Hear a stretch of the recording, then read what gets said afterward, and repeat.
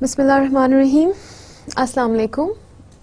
And we are meeting here again with lecture 3 of drama 2, that is modern drama. In our previous lecture, we talked about the characteristics and themes of modern drama and what are those influences, what are those reasons that marked this difference between the themes of the times before modern times and the themes of the modern time itself. In today's lecture, we are moving on and we are going to build up on our knowledge, what we discussed earlier, and before that we move into the contents of our course, modern drama, the text, the plays that we are going to study. There's one more aspect that I would like to bring forward to your attention, and that is basically going to be the first part of our discussion today. This makes me tell you that today's talk will have 2 parts in it. In part 1, we will try to understand how to analyze a drama, how to study a drama. And I think this is very important. Before that we start studying a drama, we need to understand what are those literary devices that we need to know before we study them, how these literary devices create meaning in a play, and what kind of influences, textual relationships they develop inside a play that adds into its meaning. So after discussing this in part 1 of today's talk, in part 2 of the lecture we are going to start with our very first playwright of modern drama, the Norwegian writer Henrik Ibsen, and we'll study his text, his play The Doll's House, as the first modern playwright. The part 1 of this talk will include our discussion based on some ground rules to study drama, which will include what is drama, the conflict inside a drama, what is rising and falling action in a drama, what is plot denouement, what is catharsis. Then we'll like to move a little deeper into the text to see how can we make meaning out of text. For that, we will understand this meaning-making process that involves a construction and understanding of themes that sometimes emerge out of subtext that involves imagery, symbols, metaphors, allegories, ambiguities, irony, allusions, and archetypes. All these terms we are going to study in some detail. So later on, when I give you reference of these terms, you are able to understand what do they mean literally and how are they implied in the text being discussed. Then we'll see how the understanding of these terminologies and these literary devices help us in analyzing a text of drama. And this analysis leads us to comprehension and further to interpretation. What is the difference between comprehension and interpretation? Again, we will discuss as part of this discussion. And then we'll see how all of this knowledge helps us in drawing conclusion, in developing some understanding, in making some meaning out of our study. Moving on. So, basically the study of literature is a broad, diverse field. However, there is some general knowledge that one needs to have before you dive into studying of literature and particularly studying of drama. The question of how to study drama is one that is asked a lot, and people have written so many books on it, and people discuss it all the time. However, in order to understand the drama, there are a few basic things that one needs to know.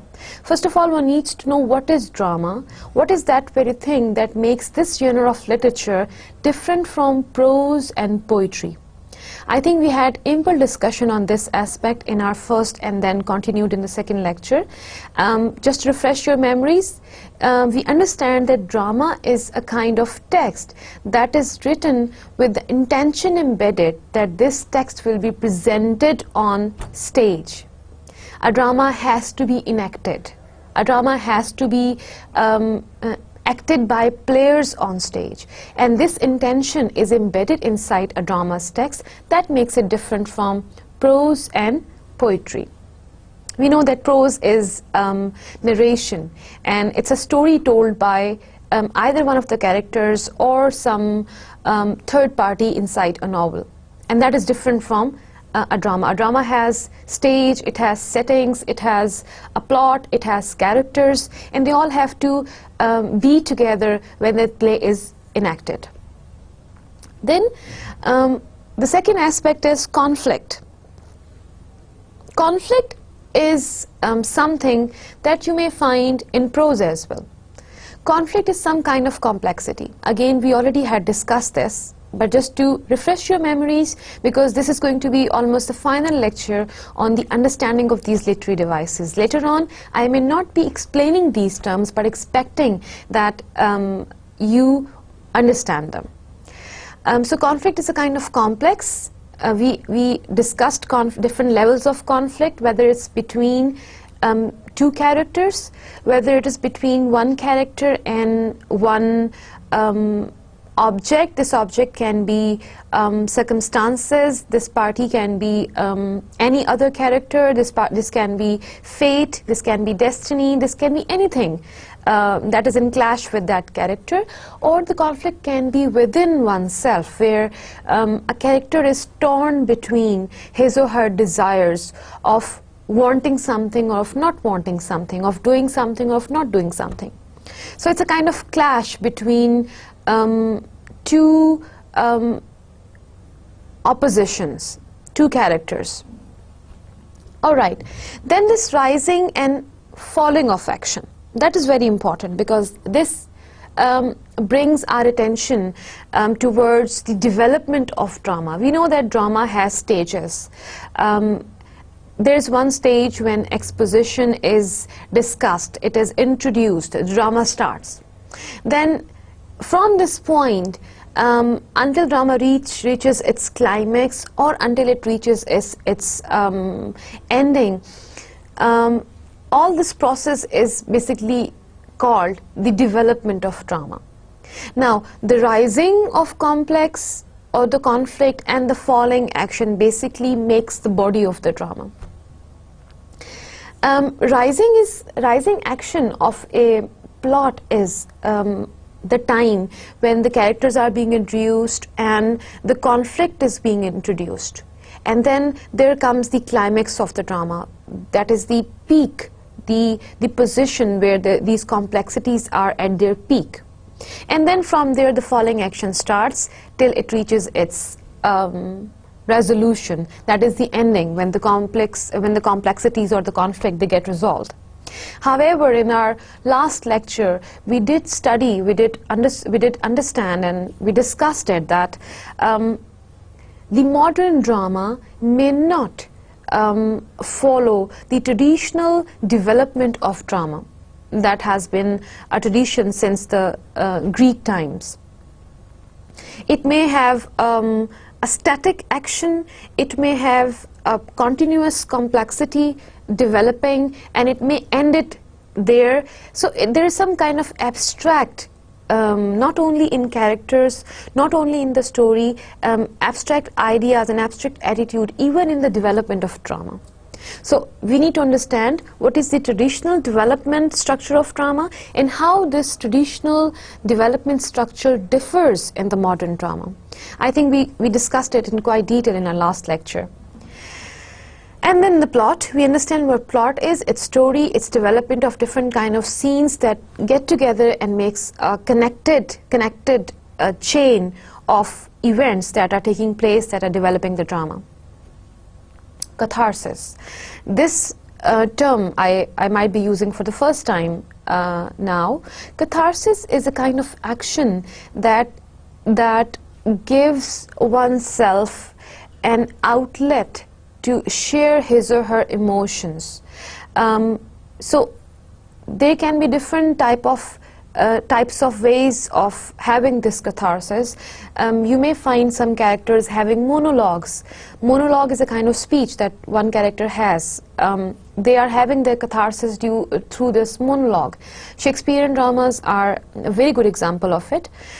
Some artists, some characters in modern drama, you would see them, you would observe them indulged in activities related to fine arts. Some would like to dance, some would like to sing, some would like to do some kind of action. It can be anything that helps them to let their emotional intensities be out, so they have a catharsis, so they can feel relaxed. All right, so let's go a little deep into the discussion, where we are discussing how to make meaning in drama. Themes. It's a fancy way of saying the point is a theme or themes. The main point of the drama is basically a theme, or there can be many points that writer will like to bring into your attention. So there can be many themes as well. A theme is something that the drama, the characters, the plot, the setting will revolve around. So if there is theme of, there is feministic theme, you will see this feministic theme being portrayed by each and every aspect of drama. Symbols will be related to feministic theory. The objects will be giving idea of feminism. They can be colors, they can be vibrant colors, they can be some activity that relates to women attitude. The metaphors are used from this kind of subject that they present feminism. So everything revolves around one main idea. And that is called theme. Now, text is one thing that you read, that is given, but there is one aspect that is called subtext. Now, subtext may involve not only text, but many other things than text. In subtext, we do have things that go in between lines, which are not written there, but which are conveyed to readers by using different kinds of literary devices, or maybe using dialogues, or maybe using silence and pauses in between dialogues, or by using anything inside a drama. The message is conveyed, although you may not be able to find that message written in black and white on paper. I hope you understand it. So any kind of subtext that helps in developing theme is basically something like this that we are discussing. Now, what are those literary devices that help this subtext to develop? Basically are imagery, symbols, metaphors, allegories, ambiguity, irony, allusion, and archetypes. Now, what are these devices? We need to study them. And we need to know how do they add meaning into a plot's development. Imagery. So imagery is generally used to describe figurative language. You might be able to tell from the term, it's generally used to describe figurative language, or language that creates picture in your head. It is important because what a mind picture can do is reinforce the idea, undermine or add additional meaning to what the words explicitly say. However, this is most used in prose. Imagery is a kind of picture that writer will use a word to describe its meaning and relate its meaning with the text. So if you say beautiful like rose, if rose is used as imagery, the beauty can be understood. Then we have metaphor, which is a broad way to describe a lot of different kinds of subtext. But basically metaphor is when you see one thing to refer to another, leading us to connect the two things and the point of relevance between the two. But here the idea is comparatively vague. A word or phrase used to describe somebody something else in a way that is different from its normal use. For example, if we say she keeps a heart of stone. Here, discussing stone as someone's heart is one thing, then discussing stone keeping a heart is second thing, is developing onto it, and then the very understanding of stone in relevance with the heart is the third thing. All these three things are basically connecting to one idea, that is somebody being very hard in her feeling, and the kind of it can be the hardness of her emotions. So we are bringing two things together to let the reader understand the intensity, first of all the meaning, and the intensity of the meaning. That is done through the use of metaphor. Again, I will reinforce that it's a kind of vague comparison between two things to draw reader's attention towards something's meaning. For example, if you recall from Shakespearean dramas, Shakespeare compares his love to a summer's day. Now, when he says that his love is in comparison with summer's day, he might not be referring to summer's day in the calendar, but it can be anything a summer's day. It can be the length of a summer day, it can be the hot weather, the intensity of the summer day, or it can be any other thing that he's referring to in order to describe his love. Now, this ambiguity that the writer creates by giving a vague metaphor is basically another technique to bring depth in his text and in his writing. Now, you are not limiting your audience to see what you want to show them. You are showing them and you are hiding it. You want readers to understand more than what you want to convey. So that is this technique of metaphor. Okay, then we have irony as literary device. Although we did discuss irony in detail in the previous lecture, but just to refresh your memory, we discussed irony at 4 levels. We discussed what irony is, when saying one thing and meaning its opposite. We discussed verbal irony, we discussed situational irony, we discussed Socratic irony, and we also discussed dramatic irony. Moving on with it, then we have allusion. Allusion is when an author directly or indirectly refers to something outside his or her text. Allusions are basically past references or a reference that exists beyond your text. It can be someone's produced knowledge that a writer wants to bring into his or her own work to add depth in the work. For example, if I am giving a reference, an allusion from past, the idea can be to first to let the readers understand what do I mean by it, by using something that has already been discussed in detail. So I do not need to discuss all the detail in my writing. I will merely use that word to create that understanding, and then I will move on. Right? So this is called allusion. And I would say it's a kind of helping device for a writer, where he or she has not to make a lot of effort in making readers understand, but he picks up already baggage of idea and he uses that term and let the audience understand what he or she means by that. Then we have archetypes. Archetype is basically it's classic literally which are classic literary figures like a character, place or theme that tend to repeat across generations and cultures.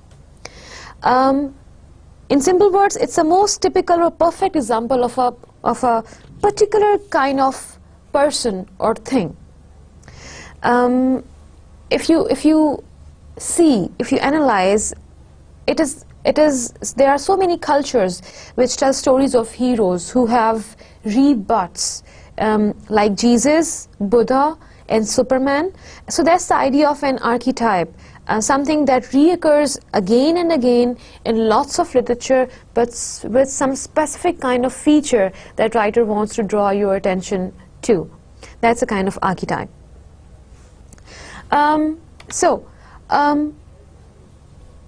We understood what are all these literary devices are that help us understand what is going not only in the text but in the subtext. And I would go back to what I was saying in the beginning, that in order to understand the themes, which are basically the ideas represented in the text, we need to understand text at two levels, at the level of its text and at the level of its subtext. Now, text that is given black and white, that you can understand. The subtext, though it is again part of text that is given, but this can be more than text. All these literary devices and all the things which will involve setting, drama, objects, characters, they become part of subtext, and they add into the development of themes as well as of meaning. Now, after knowing these literary terms, we move on and see how do we need to analyze literary work, and here we are specifically referring to comprehending drama. So when you read a drama, first what do you need to do is, you see, when I'm reading it, does it make sense as a whole? Am I able to understand what is going on? What is the story? What is the plot? Who are these characters? What role these characters are playing? How are these characters all put together into a web of situations? Then, after understanding this level of comprehending, this level of story, this level of drama, you move on and you question yourself, do I understand the events that lead from the beginning to the middle to the end, the basic plot? Since you understand that plot has a well-knitted structure, it has a beginning, it has a middle stage, and then it moves on to ending. Again, I will bring that difference of a general drama structure and modern drama structure. If you understand, yes, this is the structure that drama keeps, whether it is abstract or a traditional structure, you are understanding not only the plot but its development. Then one thing that will really take you to understand modern drama, because modern drama tends to present an abstract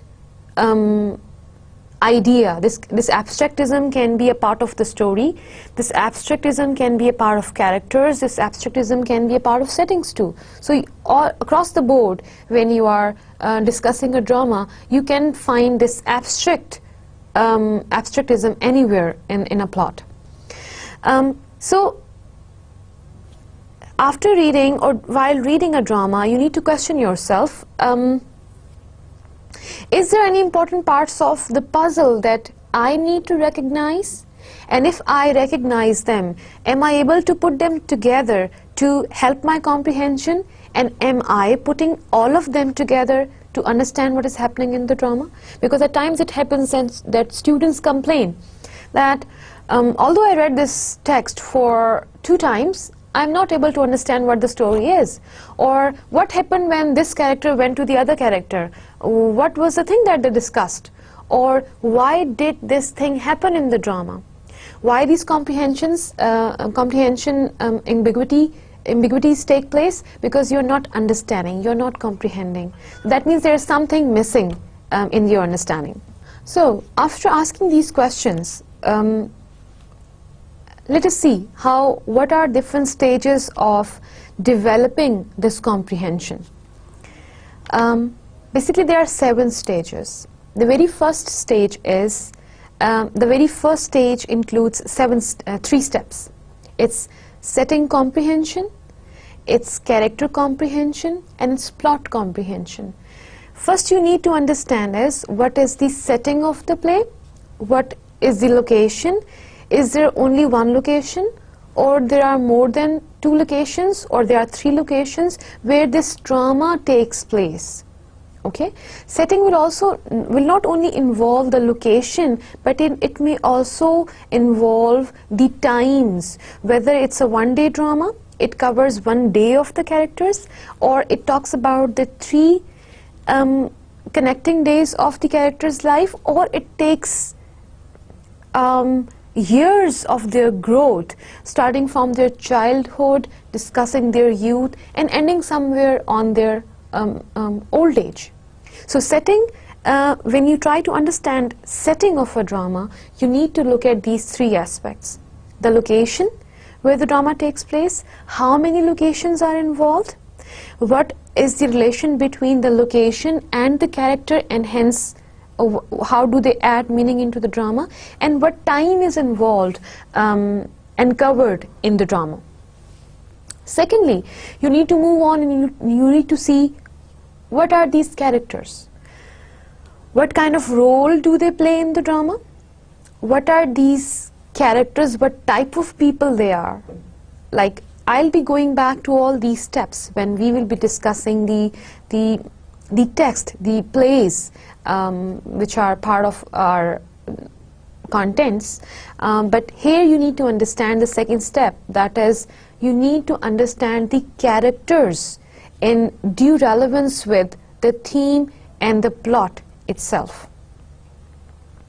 And what differences do they keep from each other, what similarities do they keep, how their similarities are adding meaning into the theme of the drama, how their differences adding meaning into the drama, what are they portraying? Are they portraying some characteristics of only the characters, the people, or do they show something about the society they live in, or do they show something about the time that they are representing, the era that they are representing? Since we are not studying drama just to have fun, although studying prose and studying drama brings a lot of fun because these are stories, and we being human-like, we all like being told about stories. These are ancient stories, these are modern stories, and modern drama is very much about our everyday life. You will see the characters that you are going to study in modern drama. You will find these characters around you all the time. But you need to understand them for that sake. So, we understand that a character, a person is made up of so many things. It's not his personality only that he's reflecting most of the time. It is the kind of brought up he has. It is the kind of parenting that the person has. It is the kind of environment where he had his brought up. It is the kind of education that he receives. It is the kind of political scenario in the country that he's brought up with. Right? So all these things basically help you understand why a character takes part in some particular kind of action. Why does he do it? And why not he would do it? So if you understand all these things, it helps you a lot understanding not only the characters inside the drama, but people outside in the very much world that you live and move around. Okay, moving on to plot comprehension. Once you understand the setting, you understand the characters, not individually only, but in relation with each other. You need to understand what kind of story do they develop, right? What kind of events they move in, what kind of events are there that these characters cause or they result into. Because these two, characters and plot, these are interrelated things. Either characters are causing some kind of event, or some kind of event is leading the development of characters in the play. Okay, in the second stage, again you have 3 steps, starting from step 4, moving on to step 5, and then step 6. Now, step 4 says, after understanding the general setting of the drama, you need to analyze it. all those questions that I posed when I was discussing setting, when you bring those questions in specific relevance with the drama that you are studying, and you put these two things together, your questions with the answers from the particular drama, you are analyzing that drama. For example, that the very text that we are going to read, that is Henrik Ibsen's The Doll's House. If I discuss the setting of the drama in general, posing all those questions, and make the drama answer my questions. What is the setting? Okay, if the setting is the drawing room or the living room, one kind of setting. The second setting is the study room, or the third setting is a bank outside. So what kind of setting here is, and I'm analyzing it in reference with the drama's plot, in reference with the drama's character. So it helps me developing some kind of meaning. Again, the same goes with character, that knowing characters individually, I need to analyze them with reference to the drama and its theme, or the themes, different themes that are presented by the drama. And then same goes for the plot as well. So after going through these 6 steps, it's not only the setting, character and plot. So apart the setting, characters and plot, another very important aspect is author's style of writing and the language that he uses inside his writing. That creates a lot of difference, and that basically marks the major difference, because writers who belong to the same era may be representing the same kind of tensions and issues in the society. However, it's the style that they write with and the language that they use make the difference between their writings. Okay, so in part 1 we discussed the ground rules that one needs to know in understanding and studying drama, and that included the very knowledge of drama, the conflict that plays a major role in the development of drama, what is this rising and falling action, what makes a plot a connected a chain of stories or events, what is catharsis, and how we can go deeper into the meaning, how we can make meaning by using theme, text as well as subtext. What are those literary devices that play their role in developing subtext, including imagery, symbolism, metaphor, allegory, ambiguity, irony, allusion and archetypes. Moreover, we also discussed how to comprehend text and then how to interpret it, and how this comprehension and interpretation enables us to draw some conclusion of our study. That was the part 1 of today's talk. Now moving on to part 2. What we are going to discuss today, we are going to discuss The Doll's House by Henrik Ibsen as a very first modern drama. And in order to develop our contextual understanding, we will be discussing writer's background, A Doll's House, its themes and structures, and we'll have a plot overview and an overall understanding of the drama's plot.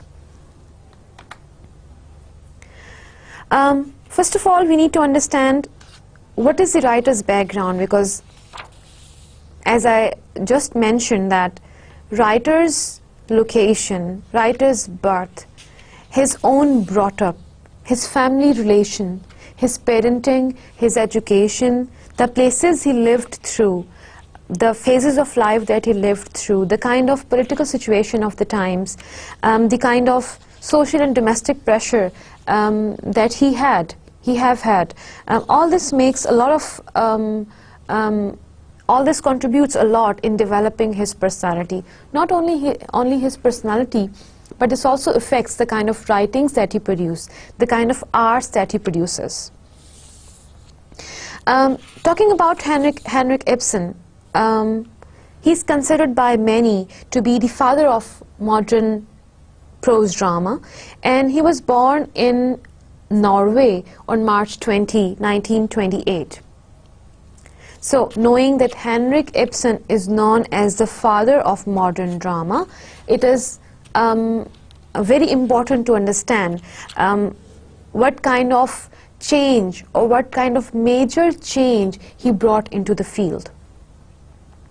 So something about his family and siblings that will help us determine his brought-up and environment. He was the second of 6 children, and his father was a prominent merchant, but he went bankrupt when Ibsen was 8 years old. So Ibsen spent much of his early life living in poverty. So that helps us understand what was his status in the family at he was the second of 6 children in the family. His father, although he was a merchant, but he got bankrupt, so he had a life of, he did not have a very luxurious life. He had a life of a mediocre person, or we can say towards poverty.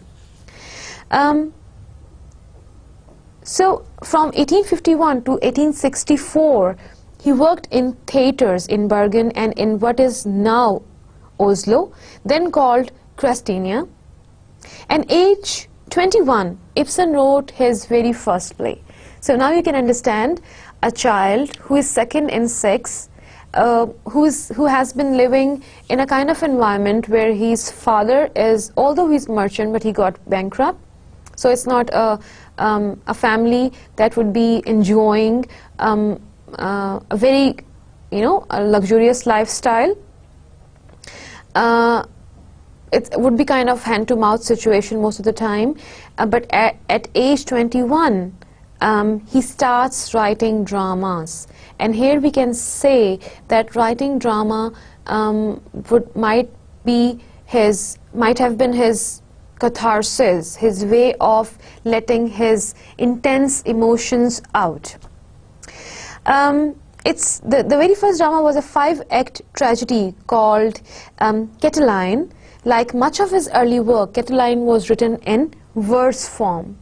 We know that the dramas which were written in the time before modern times, most of them were written in verse form.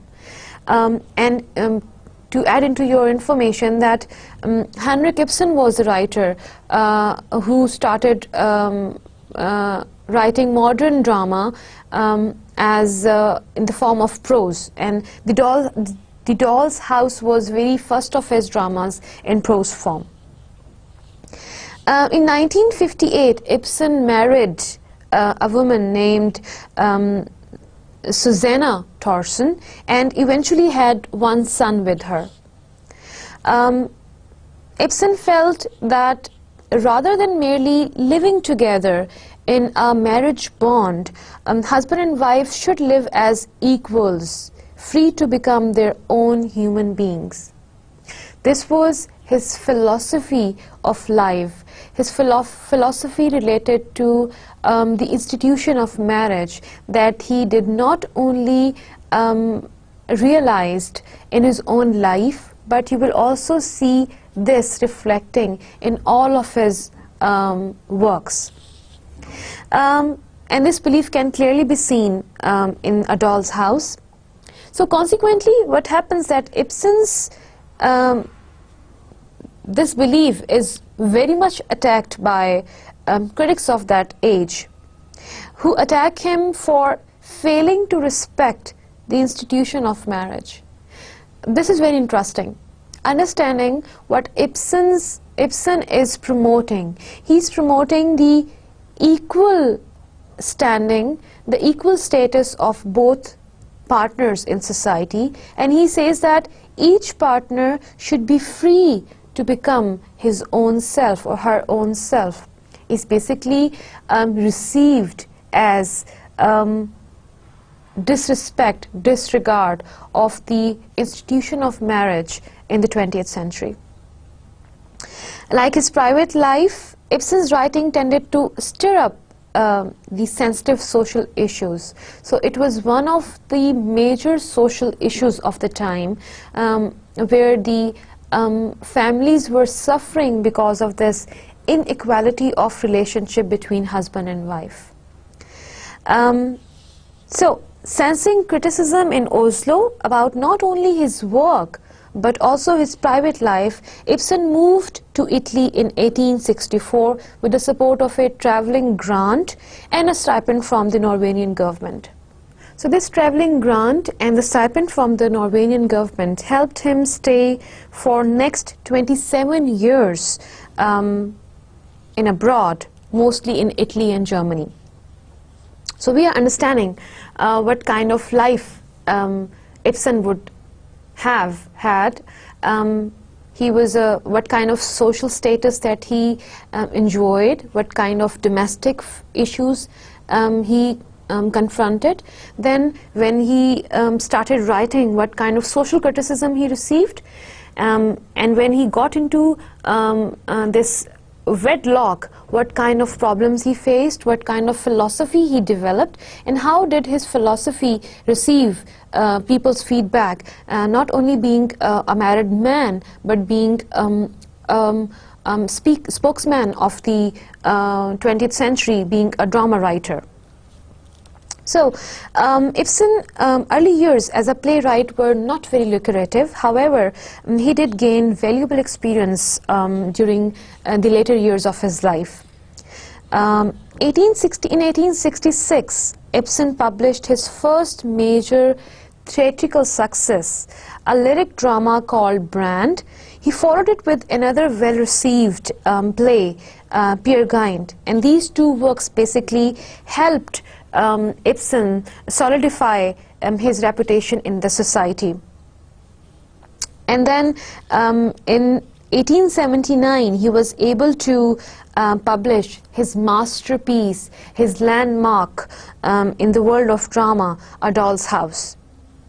A Doll's House was written in prose, and it is widely considered a landmark in the development of what soon became a highly prevalent genre of theatre known as realistic theatre, realism.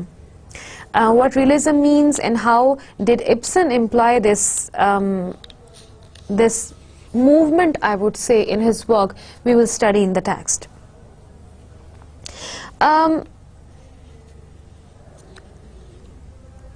Ibsen uses realism to portray life's attitude towards people quite accurately.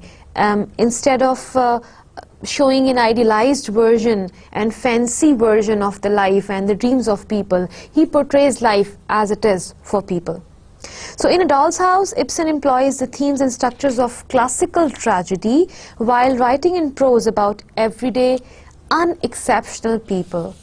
So far in drama, you would have studied that drama was written about heroic actions, about the hero who belongs to some particular kind of social status or who would have some heroic qualities.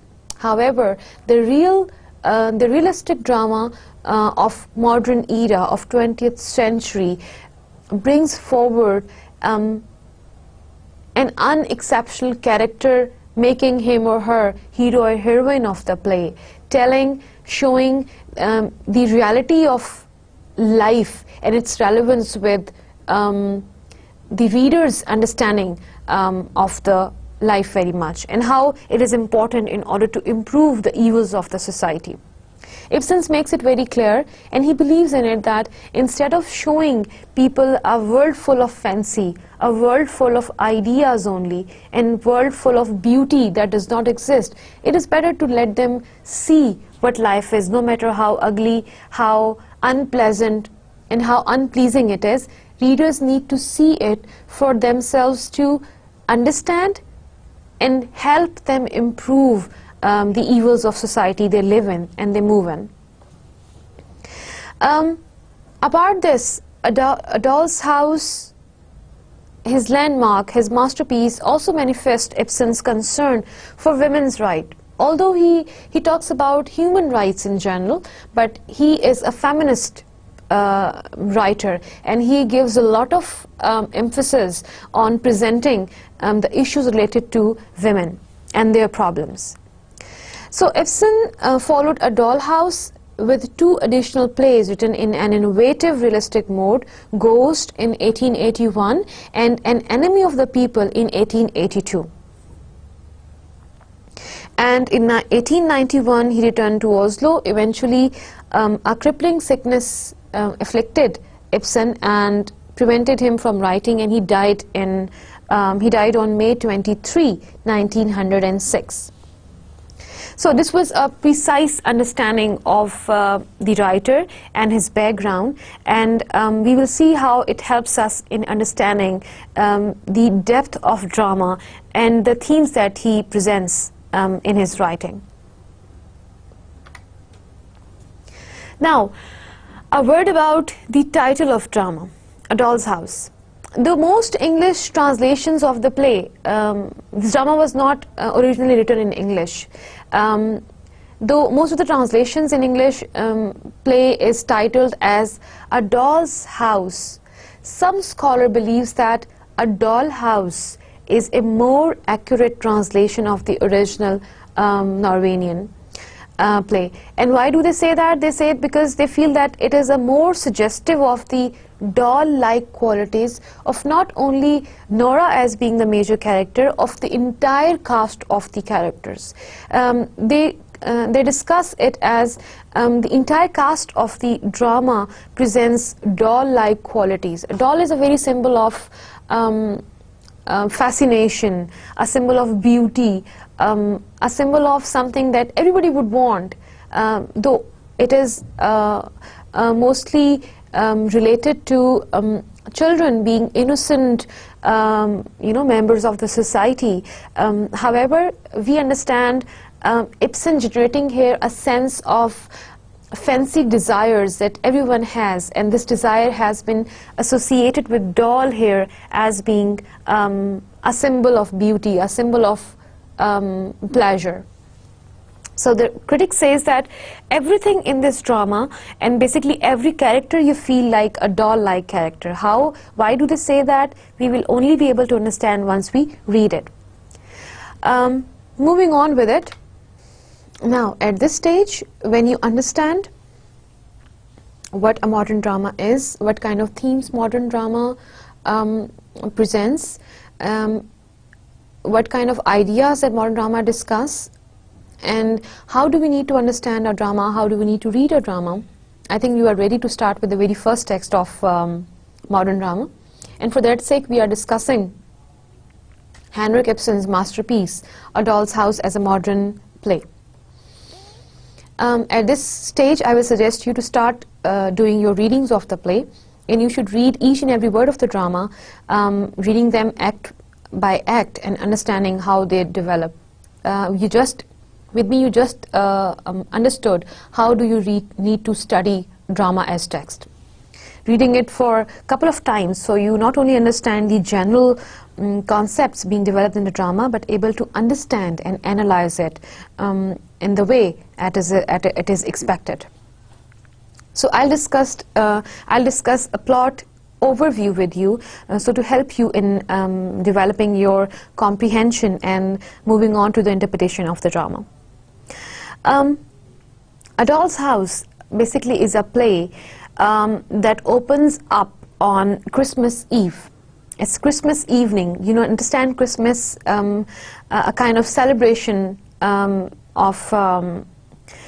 it's a kind of celebration that takes place in December, 25th of December.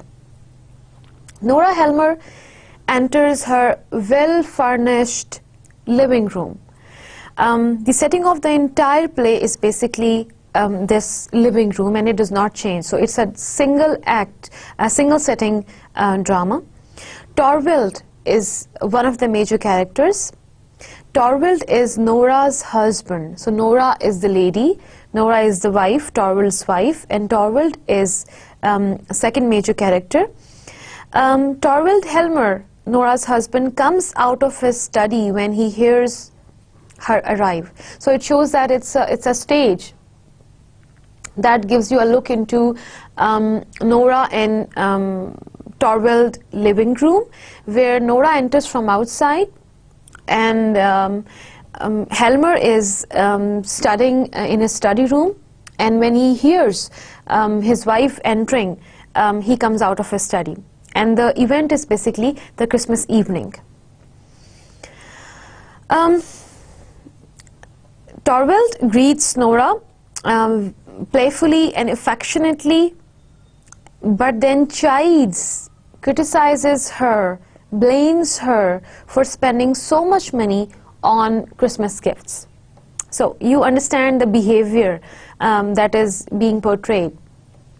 That when the wife enters, the husband is very happy and he playfully and cheerfully greets her, talks to her, but very soon when he sees the kind of shopping that Nora did for Christmas evening, he blames her and criticizes her for being spendthrift and spending so much money. And this this very thing enables us to understand their social status as well. We will discuss these things. The conversation reveals that the Helmers, as a family, they have had to be careful with money for many years. But that Torvald has recently obtained a new position at the bank where he works that will afford them a more comfortable lifestyle. So a well-furnished living room tells you that now Torvald or Helmers, they enjoy a comfortable living style. However, Helmer's attitude towards money and towards Nora's shopping for Christmas evening enables us to understand that they might have not enjoyed this lifestyle throughout their life and they might have had quite tough time with money. All right, moving on.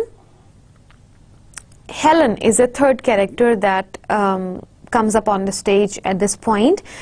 She's the maid. She's the maid of the house, and she announces that the Helmer's dear friend, Dr. Rank, has come to visit. So it's the fourth character that comes up. I once again tell you what is happening. Nora has come from outside, from shopping for the Christmas evening. She enters her living room. Helmer comes out of his study.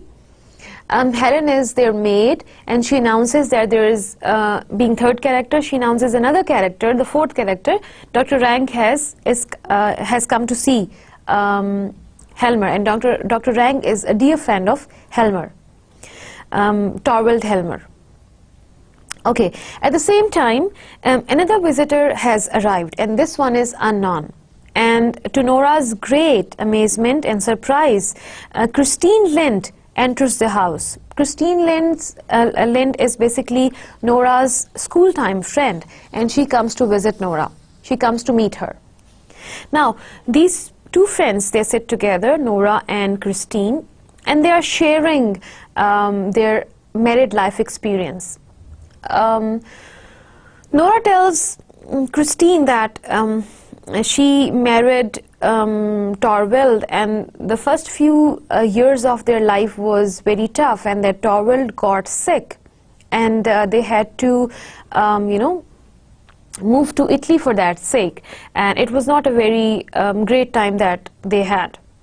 At the same time, Lind shares with Nora that she is living a life where her husband died and she was left with no money at all and no children, no family. However, she tells that she lived with her old mother and she took responsibility of her two younger brothers.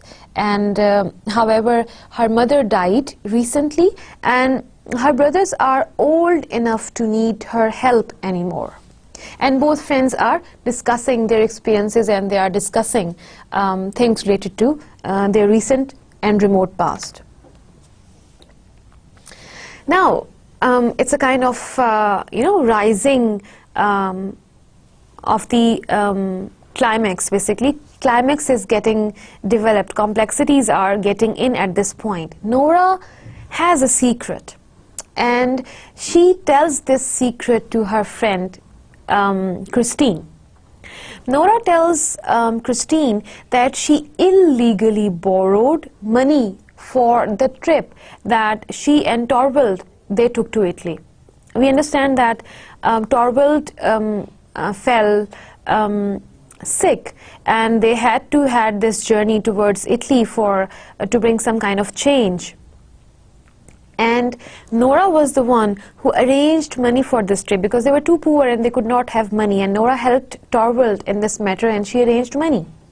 However, now Nora reveals that the arrangement of this money was a kind of thing that she could not share with Torvald because she illegally borrowed this money from bank, and this is a secret that she has. However, she shares this secret with Christine. Now what happens that another character enters in the story, and the character is Krogstad. Krogstad is a low-level employee at the bank where Torvald works. And when Krogstad enters, Nora shows a kind of discomfort. She's not very happy with this man coming in. And Krogstad comes in the living room and he goes into the study where Torvald is already sitting with Dr. Rank. Krogstad goes inside and Dr. Rank comes out of study, and when he comes out of study, he shares this opinion out loud with Nora, saying that Krogstad is morally sick man. And we understand that Nora is already feeling a kind of discomfort, and he shows this restlessness to audience as well. Now, while the both friends, Nora and Christine, they were discussing, Christine shares that although her mother is not anymore and her brothers, they are big enough to need her anymore, she is living alone. And although one understands that it's a kind of stage where Christine should feel happy that she does not keep any responsibility to take care of. However, she feels quite sad because she thinks that she has nothing to do anymore and her life is useless. So she requests Nora to ask Torvald if Torvald can help her get some kind of job in the bank.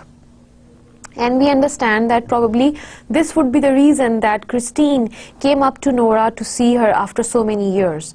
Her purpose was to get some kind of job, some kind of activity to, go through the quietness of her life now.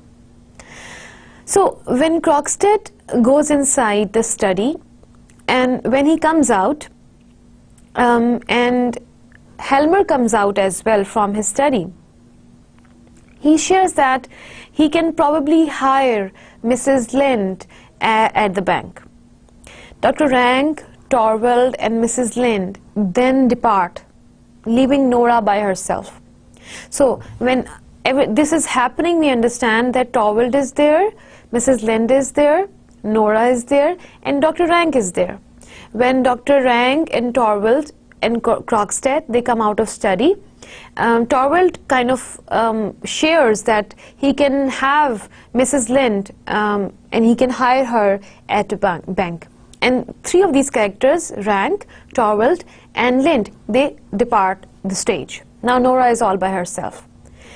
What happens then that Nora's children return with their nanny, with their grandmother, with their nanny, grandmother type of nanny, and Mary, and Nora plays with them until she notices Krogstad's presence in the room. So we understand that three of these characters, although they left the stage, however, Krogstad was still there, and Nora felt his presence at this point. So this makes Nora converse with Krogstad. If I refresh your memories, I discussed when Krogstad entered the stage, that means entered her living room, Nora did not feel very much comfortable, and she shares some kind of discomfort, and she feels that she does not like Krogstad entry at this point at all. So now Krogstad and Nora, they both are conversing, and Krogstad reveals something that is again a development in the story and taking us towards the climax. Krogstad reveals that she keeps a source of Nora's secret loan. Now, what is this source? So, Krogstad shares and tells Nora that he keeps a copy of that contract that Nora signatured, and this contract is a proof that Nora took some kind of loan from bank. Now, if this would have been only a contract, a copy of contract, this would have been fine. But now, what is this contract about? This contract is basically Nora's illegally borrowing money because she forged her father's signature on the contract. And Krogstad is the one who understands it completely. So Krogstad shares that Torvald wants to fire him from his position, and he asks Nora, Krogstad asks Nora to use her influence of being wife of the banker to ensure that his position remains secure. Now Nora is in trouble. We understand Nora's position as we saw this in the beginning, that although Torvald cheers her and although deals with her very playfully, but he's a kind of husband who does not keep his wife's influence. And here, Nora, knowing all this, she refuses and she tells Krogstad that she cannot help him. Now Krogstad is being evil, and he is blackmailing her and warning her that if she does not help Krogstad, he can be very bad, and bad in a way that he can disclose her secret. Now Nora is in trouble, and now we understand Nora's discomfort when Krogstad enters the living room. Now Nora tries to convince Torvald. When Torvald comes back to the setting, we see that Nora is trying to make her argument, and she's trying to convince her husband to not to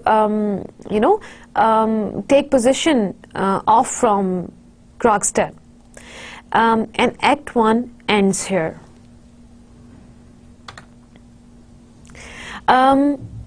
The plot overview is to be continued with the start from Act 2, and we will be doing this in our next lecture.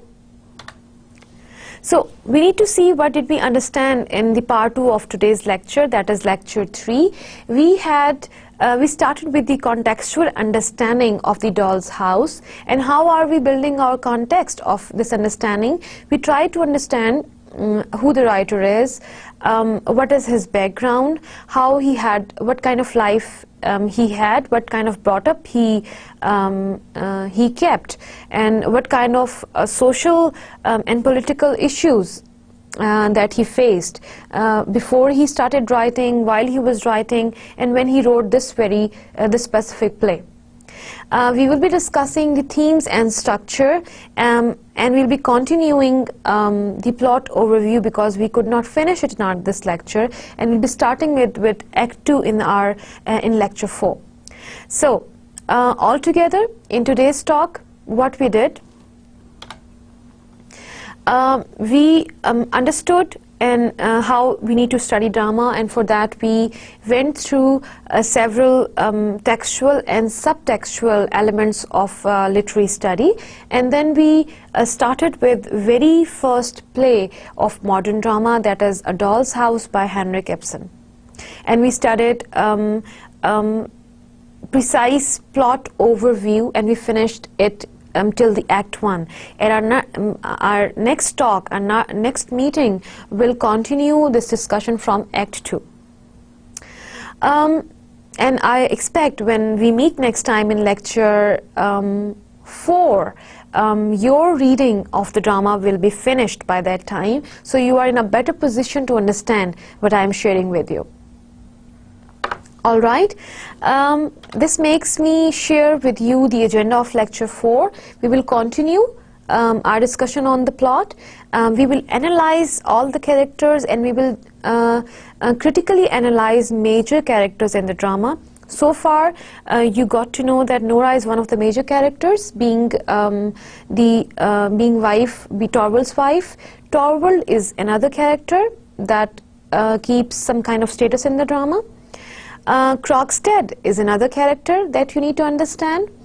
And Dr. Rank is one character, though he has not been very active in Act 1, but he might make some difference in your understanding when we enter into second act or third act. And Mrs. Lind is Nora's friend who has been introduced so far. So far we talked about 3 major characters in Act 1. Let's see if we come to know more of them in Act 2 and the preceding acts. So with this, I'll be taking your promise that when I meet you next time, you'll be done with your complete reading of the drama. So I meet you in lecture 4 with a continuation of plot overview. Allah Hafiz.